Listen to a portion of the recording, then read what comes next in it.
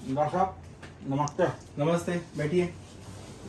हमारा ये जो दांत है ना, ये साइड का बहुत दर्द कर रहा है। आ कीजिए। अरे दतवा तो दिखबे नहीं कर रहा है, मुंह में पान भरा है, थूकिए।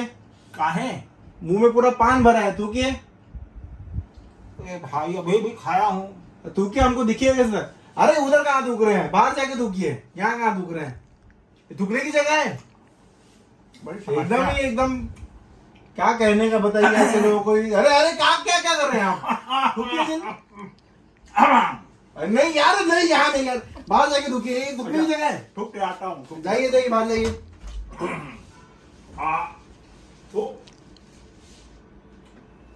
डॉक्टर साहब हाँ, थूकिया थोड़ा रखा हूँ।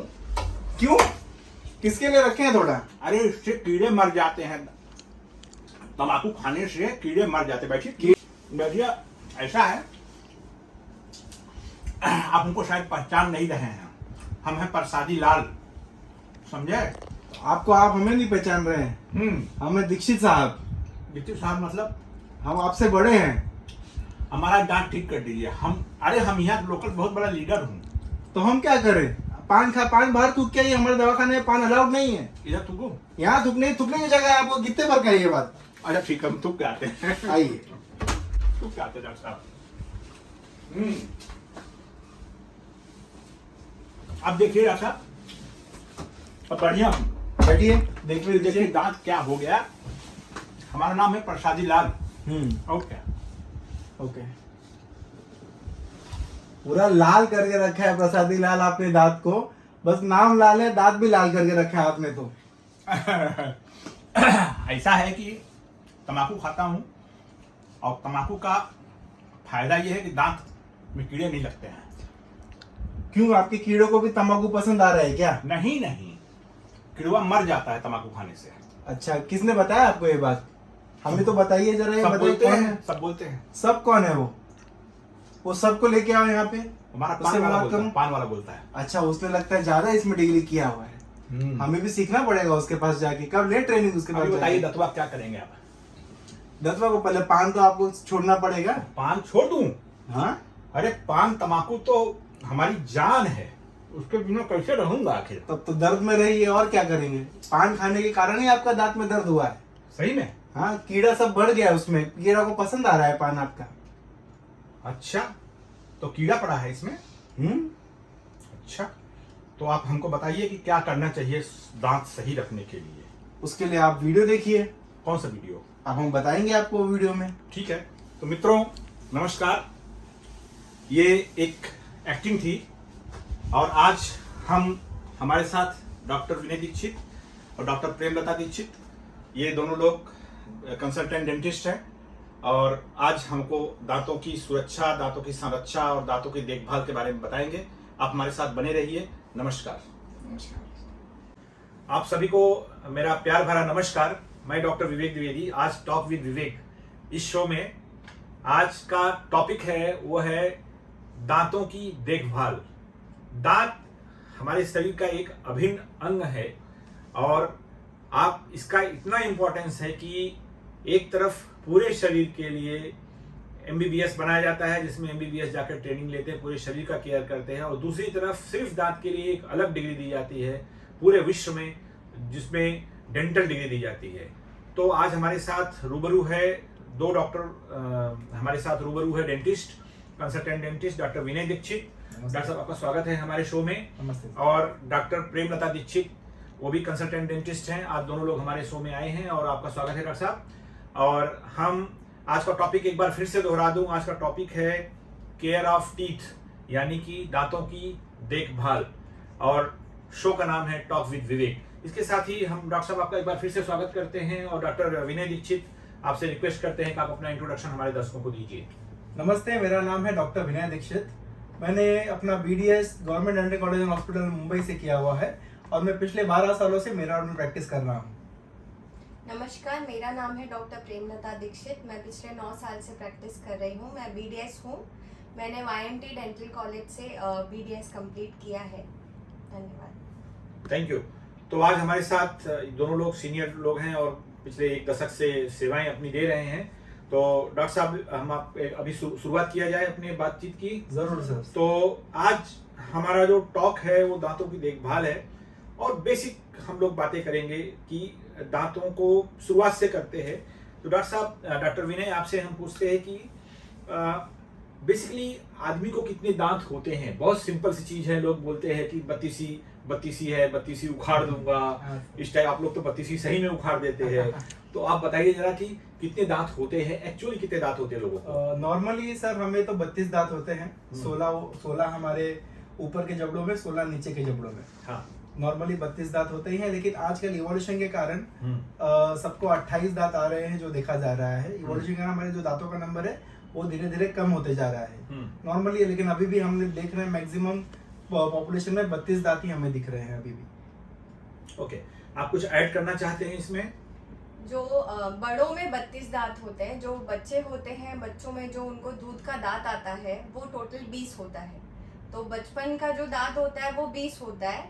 जब वो बड़े होते हैं, जब सारे दूध के दांत गिर जाते हैं, जो बड़ेपन में जो दांत आते हैं जिनको परमानेंट टीथ बोलते हैं, वो टोटल 32 होते हैं। जो अब जैसे सर ने बोला कि एवोल्यूशन से वो घटते जा रहा है, तो 28 और 32 के बीच में कहीं भी एक नंबर होता है। किसी को 28 होता है, किसी को 30 होता है, किसी को पूरे 32 होते हैं। गुड।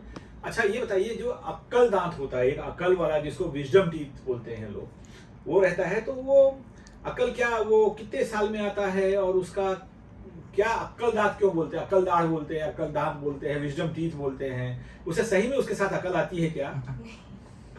एक्चुअली क्या है सर, ये एक लेमन टर्म में हम उसे अक्कल दाढ़ कह देते हैं। बाकी हम हमारे डेंटिस्ट्री के टर्म में उसे हम थर्ड मोलर कहते हैं, जिसे हम मोलर यानी कि जो चबाने वाले दांत होते हैं, जिसे हम ग्राइंडर नॉर्मली लेमन टर्म में ग्राइंडर कहा जाता है। तो हमें जो ग्राइंडर है, टोटल हर जबड़े में 6 ग्राइंडर होते हैं। तो उसमें से जो एक ग्राइंडर तो 6 साल की उम्र में आता है, उसे फर्स्ट मोलर कहते हैं। दूसरा ग्राइंडर है वो आता है 12 से 14 साल की उम्र में, वो सेकंड मोलर। और तीसरा ग्राइंडर है जिसे थर्ड मोलर कहते हैं, जिसे अक्कल दाढ़ कहते हैं। वो जब हमें अक्कल आ जाती है, नॉर्मली विजडम आ जाता है 17 से 21 साल की उम्र में, मैच्योरिटी वाली एज में, तो इसलिए उसे अक्कल दाढ़ कहते हैं। बस नाम इसके लिए विजडम टूथ कहा गया है कि हम तो सब कहते हैं कि हम वाइज हो जाते हैं तब, इसलिए विजडम टूथ कहते हैं। कभी कभी मैंने देखा आप लोग अक्कल दांत निकाल देते हैं, क्यों निकाल देते हैं उसको? अगर तकलीफदार दर्द हो रहा है तो निकाल देते हैं। अब इसके पीछे भी सर इवोल्यूशन का बहुत बड़ा हाथ है। जब से हम पहले कच्चा खाना खाते थे, उस कारणवश हमारे जबड़े बड़े रहते थे और हमारे मसल भी जबड़ों के बड़े रहते थे। अब हम पका खाना खाने लगे हैं, तो हमारे जो जबड़ों का साइज है वो तो छोटा हो गया है और दांत तो उतने ही आ रहे हैं। तो इस कारण जब हमारे जैसे ग्रोथ स्पर्ट्स कहते हैं हम, जब हमारा थर्ड ग्रोथ स्पर्ट भी आ जाता है, जो कि 15, 17, 8 साल के बाद में हमारा ग्रोथ रुक जाता है। लेकिन हमारी जो अक्कल दाढ़ जिसे कहते हैं विजडम टूथ, वो 17 साल की उम्र के बाद आता है। और अगर जबड़ों में जगह नहीं हुई तो कभी टेढ़ा मेढ़ा आता है, और आजकल नॉर्मली टेढ़ा मेढ़ा ही आ रहा है सबको। तो टेढ़ा मेढ़ा आने के कारण वहाँ पे पूरा उग नहीं पाता है। ऊपर का दांत कभी उसके मसूड़ों को लगता है, वहाँ पे सूजन आ जाती है, और वहीं पे कभी कभी नहीं आता है, पूरा नहीं इरेक्ट हो पाया तो मसूड़ों और दांत के बीच में गैप हो गया, वहीं पे खाना फंस जाएगा, उसके कारण तकलीफ हो जाएगी। तो इस कारणवश उसे हमें निकालना पड़ता है। ओके। अच्छा, ये बताइए, जैसे अभी हमने अपना दांत दिखाता हूँ, मेरा दांत दिखाने लायक नहीं है क्योंकि उम्र के हिसाब से। अब जैसे आगे के दांत है, फिर ये कैनाइन है, फिर ये पीछे प्री मोलर, मोलर जो आप लोग बोलते हैं, इनका अलग अलग काम क्या है? नाम के हिसाब से ही है सर। जैसे हम आगे के जो 4 दांत है उसे इंसाइजर कहते हैं। हाँ। इंसाइजर यानी कि इंसाइज करने के लिए, हाँ। किसी चीज को काटने के लिए। तो जैसे काटना है तो इससे इंसाइजर से, राइट। हाँ। दूसरा है कैनाइन, हाँ। जो हम कॉर्नर स्टोन कहते हैं हमारे जॉ के। कैनाइन का काम होता है, उसके राक्षस दांत भी नॉर्मली कहते हैं, वो टेयर करने के लिए है। ओके। और प्री मोलर्स है वो प्री ग्राइंडिंग, उसका काम इंसाइजिंग टेयरिंग दोनों करता है वो। और मिनिमल थोड़ा इनिशियल ग्राइंडिंग। और मोलर का काम मेन तो ग्राइंडिंग का होता है। Good good. अच्छा, एक चीज ये बताइए कि दोनों में से कोई भी बोल सकते हैं कि दांतों की भी फोरेंसिक एनालिसिस होती है। दांतों की भी फोरेंसिक एनालिसिस होती है, जैसे हाथ का थंब इंप्रेशन होता है, वैसे हर आदमी के दांत का अलग अलग इंप्रेशन होता है। तो क्या ये सच है क्या कि हर आदमी का दांत अलग रहता है? सर दांतों का ही नहीं, हमारे जो जबान का जो पैटर्न है वो भी हर का अलग होता है। हमारे लिप्स का जो पैटर्न है वो भी सबका डिफरेंट रहता है। यस, जैसे हमारा थंब, इसके हमारे दांत का इंप्रेशन सर, जैसे कि आपके दांत का जब मैं माप ले लूंगा तो वो आपके दांत का कैसे बनावट है, इंसाइजर कहाँ पे है, कनाइन कहाँ पर है, मोलर कहाँ पर है, ये सारे जो बनावट है हर एक का यूनिक होता है। अच्छा, हर दो आदमी का सेम नहीं होता है। ओके, तो उसी के वो फोरेंसिक में वही काम आता है। साथ में इरप्शन के हिसाब से या दांत में कितना घस गया है वो हिसाब से एजिंग भी हम बता सकते हैं कि कितना उसका क्या एज है, कितना इरप्ट हुआ है, वो हिसाब से। चलिए आगे बढ़ते हैं। अब ये बताइए मैडम, आप बताइए कि दूध का दांत क्या है और कब से कब तक रहता है, कब आता है, कब तक रहता है, एक मोटा मोटी। दूध का दांत वो है सर जो बचपन में बच्चों को आता है। नॉर्मली 8वें महीने से आना शुरू हो जाता है। अभी आजकल कभी कभी किसी बच्चों को लेट भी आता है, 10th मंथ में भी आता है पहला दांत, 11th मंथ में भी आता है। नॉर्मली जो एज ग्रुप है 8 महीने से वो आना शुरू हो जाता है और टोटल 20 दांत होते हैं। वो उनको मिल्क टूथ बोला जाता है। टोटल मिल्क टीथ रहते हैं, 20 उनका काउंट होता है। ये छोटे बच्चों में आते हैं और उसके बाद जब ये मिक्स डेंटिशन में पहुंचते हैं, जब बच्चों का एज ग्रुप बढ़ता है, जैसे 6 साल की उम्र में पहला सामने का परमानेंट टूथ आता है, उसी टाइम पे बच्चों का पहला जो इंसाइजर होता है वो गिरता है। ये अप्रोक्सीमेट है कि कभी कभी जल्दी भी गिरता है, कभी कभी लेट गिरता है, डिपेंड करता है। तो ये नॉर्मल एज ग्रुप है कि हाँ इतने टाइम तक गिर जाएगा तो परमानेंट टीथ आना शुरू हो जाता है। उसी टाइम पे मिक्स डेंटिशन चालू हो जाता है, यानी उस टाइम पे दोनों दांत है, असली दांत भी है, दूध के दांत भी है। वो चलता है 13 साल की उम्र तक। 13 साल की उम्र तक दोनों ग्रुप रहता है, यानी दूध का दांत भी रहता है, परमानेंट टीथ भी रहता है। एक बार सारे दूध के दांत 13 साल की उम्र तक गिर गए तो 14 इयर्स तक ये हो जाता है कि ऑलमोस्ट सारे दूध के दांत गिर चुके होते हैं और फिर बच्चे को सारे के सारे परमानेंट टीथ आ चुके होते हैं। Good, thank you. अब नेक्स्ट क्वेश्चन ये है साहब कि ब्रश क्यों करते हैं? ब्रश मतलब हम लोग जो ब्रश करते हैं या दातुन करते हैं, ये क्यों करते हैं या जरूरी है क्या? क्योंकि जैसे कि अभी सभी लोग जानते हैं जानवर लोग तो नहीं करते, दांत तो उनके भी चमकते रहते हैं, साफ रहते हैं, तो आदमी लोग तो ब्रश करते हैं। आई थिंक ये ऐसा सिविलाइजेशन के साथ शुरू हुआ या ऐसा, इसके बारे में मेरा बताइए कुछ, एक नॉलेज जरूरी है कि नहीं है? सर सबसे पहले तो हमारा जो दांत है उसके ऊपर जब भी हम ब्रश करेंगे उसके बाद भी 1-1.5 घंटे के बाद हमारे दांतों के ऊपर एक काई का लेयर फॉर्म हो जाता है। इसे हम साइंटिफिक टर्म में प्लाक कहते हैं। ये स्टिकी प्रोटीन का लेयर होता है। ये प्लाक में बहुत सारे बैक्टीरिया होते हैं और हमारा जो खाना है, खान पान आजकल बहुत सॉफ्ट हो गया है। सॉफ्ट खाना खाने की वजह से हमारा सेल्फ क्लेंजिंग नहीं हो रहा है। हम इसको सेल्फ क्लेंजिंग कहते हैं टर्म, यानी कि खुद ब खुद क्लीन नहीं हो रहा है। Okay. जैसे आपने कहा जानवरों में खुद ब खुद साफ हो जाता है क्योंकि वो उनका खाने में फाइबरस कंटेंट ज्यादा है, जो फाइबर वाला खाना है वो ज्यादा है।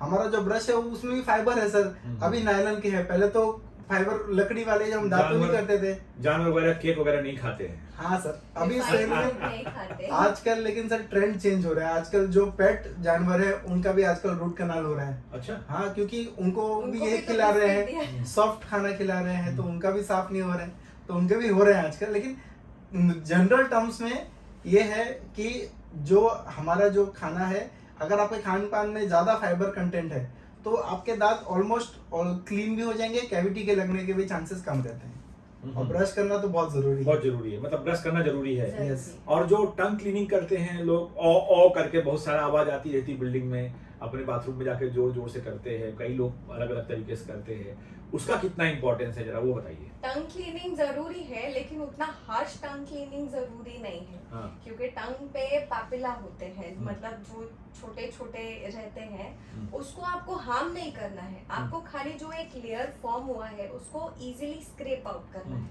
बाकी और कुछ नहीं करना है। तो एकदम डीप पीछे जाकर पूरा एकदम जोर से कि खून निकल जाए, वैसा जरूरत टंग नहीं। क्लीनिंग जरूरी नहीं है। दूसरा, टंग क्लीनिंग अगर आप मेटल वाले से नहीं करके अपने ब्रश से ही कर देंगे, उससे भी वो भी क्लीन हो चलता जाता है। है। क्लीन होता वो है, वो चलता है। बहुत सबसे आराम अच्छा से तरीका clean है। होता ओके, हमारे हम जैसे मैडम ने कहा, हमारे जबान पे जो टेस्ट बर्ड्स होते हैं उससे हार्म नहीं होगा, वो ओके, सॉफ्टली क्लीन हो जाता है। हम उसी से करते हैं, हमारा दांत जबान साफ हो जाता है।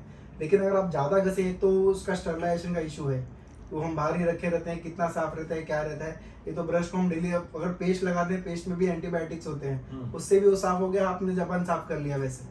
बहुत बढ़िया सर। सर नेक्स्ट क्वेश्चन ये है कि बच्चों में दांतों की देखभाल कैसे करते हैं? मैडम आप बताइए, बच्चों में दांतों की देखभाल कैसे करते हैं? छोटे बच्चे हैं, जब वो दांत आपने बताया 8 महीने पे दांत आना शुरू हो, तब से लेकर के और जब तक बच्चे बड़े नहीं हुए हैं, तो कैसे देखभाल करती है? एक जनरल नॉर्मली आइडिया अब जब क्लिनिक में पेशेंट आते हैं हमारे, तो क्या होता है कि वो बच्चों को जब लेकर आते हैं, अब मानिए फॉर एग्जांपल 3 साल का कोई बच्चा लेकर आए हैं, उनसे जब आप पहला क्वेश्चन पूछो कि ब्रश करता है क्या, तो माँ बाप क्या बोलते हैं, नहीं ब्रश नहीं करता है। तो दूसरा क्वेश्चन हम क्या पूछते हैं, आप करवाते हो, तो वो क्या कहते हैं कि नहीं वो नहीं करता, हम नहीं करवाते। यही सबसे बड़ी मिस्टेक है। आपको बच्चों को बचपन से ही सिखाना है कि ये दांत है, इनको साफ रखना जरूरी है। तो अगर 8 महीने में बच्चा आया तो उसको तो समझ नहीं होगी कि वो ब्रश करेगा। तो ये माँ बाप का काम है, स्पेशली माँ का, कि आप फिंगर ब्रश आता है, बहुत तरीके होते हैं, आप वो ब्रश लीजिए और बच्चे का दांत सॉफ्टली हल्के हाथ से ब्रश करिए। 8 महीने से शुरू 8 महीने से ही पहला डेंटिशियन आया, जोर से नहीं घिसना है, या तो आप क्लीन करिए, कॉटन से क्लीन करिए। फीडिंग के बाद जब ये बॉटल, नर्सिंग बॉटल भी होता है, कैविटी होती है, तो जब बॉटल फीडिंग होती है वो स्पेशली उसके वजह से होता है। तो क्या होता है, कई बार बॉटल फीडिंग किया और उसके बाद फिर वैसे ही रह जाता है, उस वजह से आप कुछ सालों के बाद में जब टाइम बढ़ जाता है तो वहाँ पे सड़न हो जाती है, क्योंकि वो दूध में आजकल मीठा मिलाते ही हैं कई पेरेंट्स, है ना। तो उस वजह से कैविटी उधर शुरू होना, नर्सिंग बॉटल केरीज हो जाता है।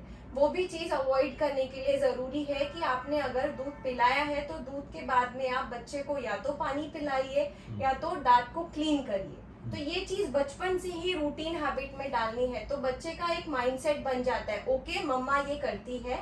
वो जब तक 3 साल का होगा, ब्रश पकड़ना सीखेगा, वो उसको पता है, बैक ऑफ माइंड चल रहा है कि नहीं मुझे क्लीन करना है, तो वो खुद भी वो चीज को, हैबिट को पकड़ेगा कि नहीं मुझे दांत साफ करना है, उनकी आदत में शुमार हो जाएगा। हाँ। उनको मेन तो उनको मिरर के सामने बच्चों को खड़ा करो, पीछे आप खड़े हो जाइए, हाथ में ब्रश दे दीजिए, आप जैसे कर रहे हैं उनको बताइए ऐसे ही ब्रश करना है। बच्चे खुद ब खुद आपको कॉपी करते हैं, बच्चे हमेशा अपने पेरेंट्स को कॉपी करते हैं। जो आप करेंगे मिरर के सामने खड़े करके बचपन से दिखाइए, देखो बेटा मैं भी ब्रश कर रहा हूँ, आपको भी करना है, वो भी करेंगे आपके पीछे, आपको ही देख के आपको कॉपी करेंगे। बहुत बढ़िया। तो मित्रों, आज ये शो चल रहा है टॉक विद विवेक, और इसका टॉपिक है वो है दांतों की देखभाल। और आज हमारे साथ स्टूडियो में doctor Vinay Dikshit, consultant dentist, and doctor Premlata Dikshit, consultant dentist. तो बात को आगे बढ़ाते हुए सर, नेक्स्ट क्वेश्चन ये है कि दांतों को सड़ने से कैसे बचाएं? आप दोनों में से कोई भी जवाब दे सकते हैं। दांतों को सड़ने से कैसे बचाएं कि दांत सड़े नहीं? सड़ने से बचाने के लिए मेन आप क्या खाते हैं वो उस पर निर्भर करता है। आजकल का जो हमारा खान पान है, रिफाइंड फूड हो गया है, स्टिकी फूड हो गया है, बाहर की जो चीज़ें हो गई है, जैसे चॉकलेट बहुत इजीली मिलता है, स्टिकी चीज़ें में बहुत सारी चीज़ें आ जाती है, किसी को स्पेसिफाई नहीं करूँगी मैं, लेकिन जो दांतों को चिपकता है, चाहे वो कुछ भी हो, और तो वो क्या होता है कि दांतों पे चिपका हुआ रहेगा, मुंह में बैक्टीरिया है वो उस पर एक्ट करेगा और फिर उस वजह से सड़न शुरू हो जाती है। तो वो चीज़ ना हो, इसीलिए आपको ब्रश करना है। रूटीन खाना खाने के बाद में रिंस करना बहुत जरूरी। क्या होता है, खाना खा लिया, कई बार लोग कुल्ली नहीं करते, मुंह साफ नहीं करते। रिंस का मतलब क्या होता है? कुल्ली करना, कुल्ली मुंह करना। साफ करना। या। मुंह में पानी लेके आप 1-2 बार घुमा के थूक दीजिए। नहीं कहीं बाहर है, नहीं कर सकते हैं, आपने एक बार मुंह में पानी लेके पानी साफ कर लिया, पी लिया पानी, तो भी वो उसको बोलते हैं कि रिंस करना, मुंह साफ करना। ये खाना खाने के बाद या कुछ भी जो बीच बीच में खाया है उसके बाद करना जरूरी है, तो खाना उधर चिपका हुआ नहीं रहेगा। दूसरा चीज, अगर मानिए कहीं पे किसी को खाना फंस रहा है, अटक रहा है, उसी टाइम पे डॉक्टर के पास, दांत के डॉक्टर के पास जाना बहुत जरूरी है कि खाना क्यों फंस रहा है, कारण क्या है कि खाना अटक रहा है।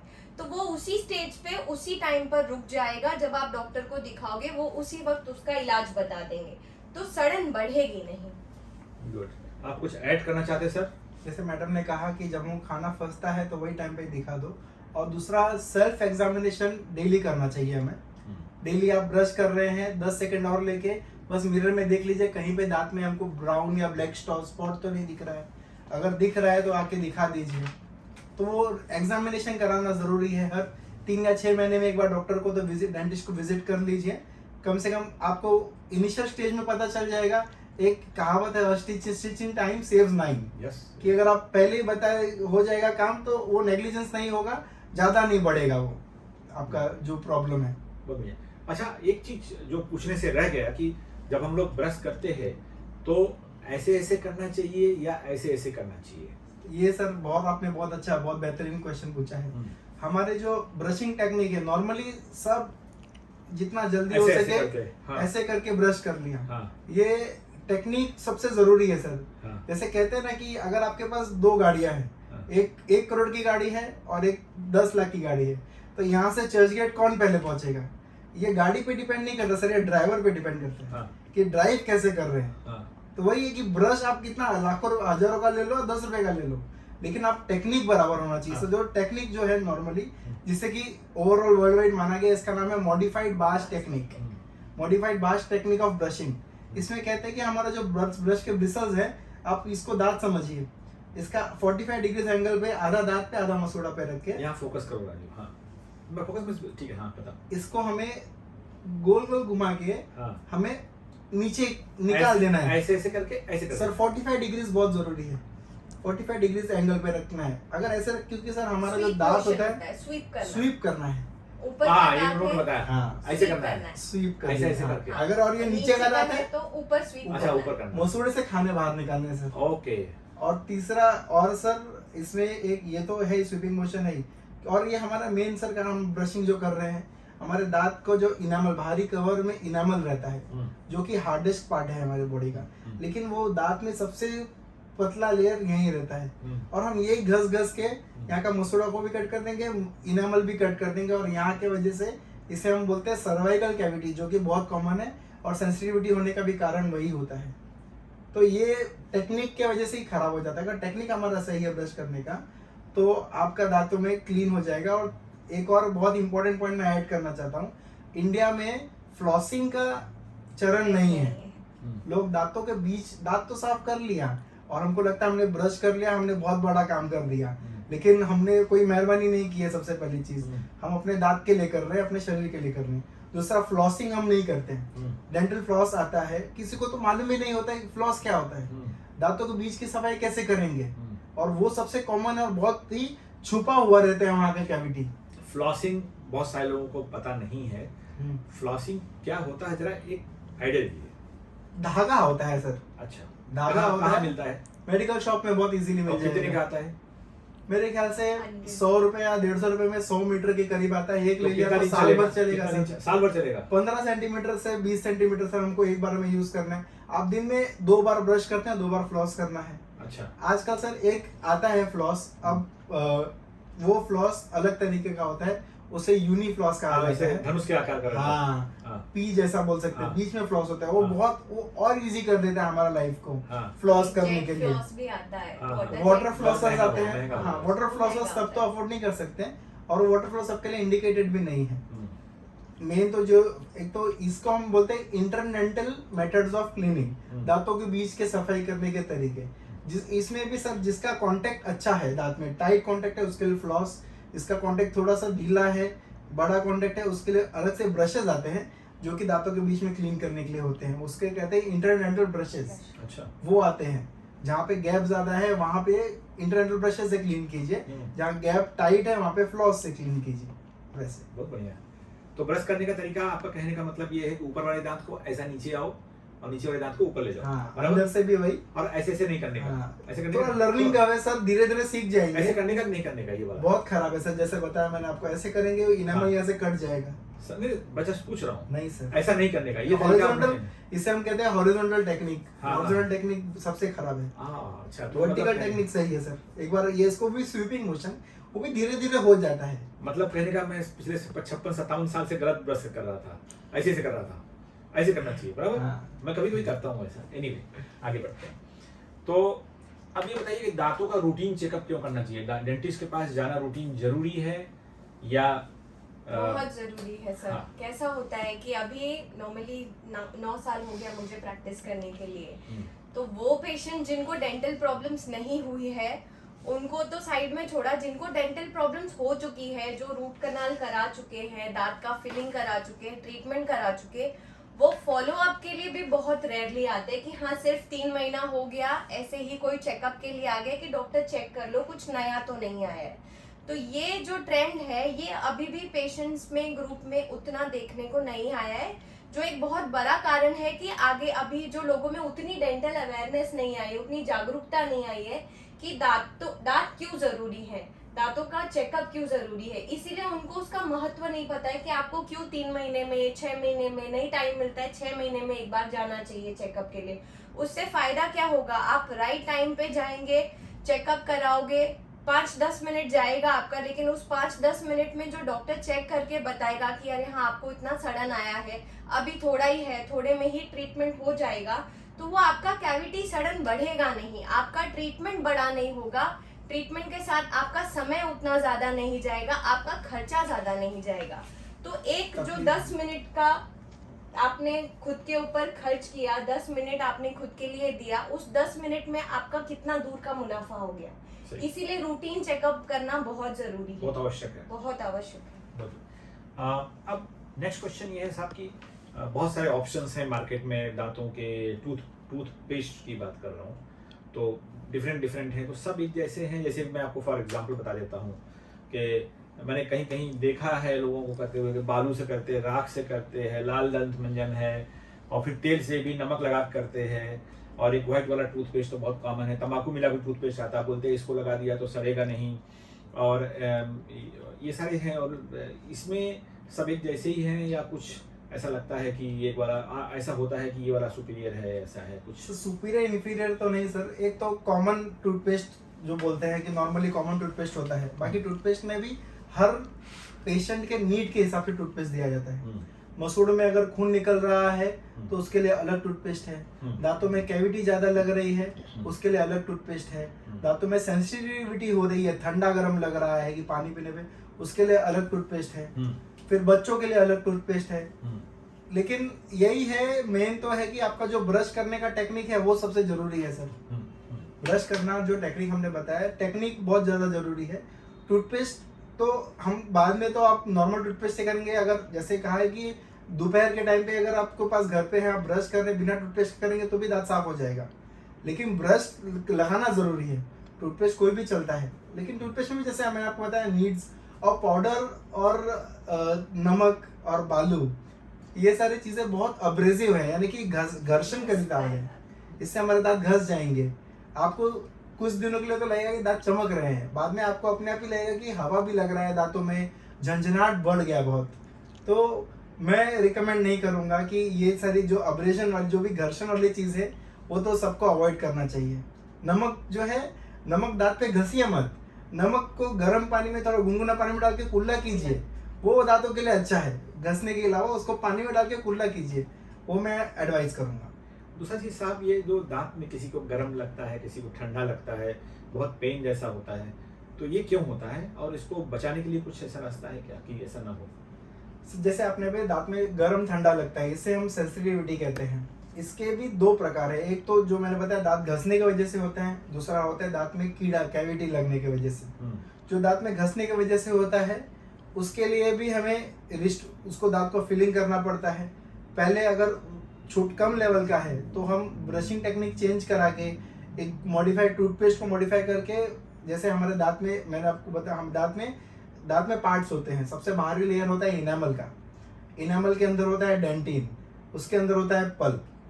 तो जो इनामल है वो जीवित नहीं होता है, इनामल हमारा जो पार्ट है वो जीवित नहीं होता है, उसको ठंडा गर्म कुछ नहीं समझ में आता है।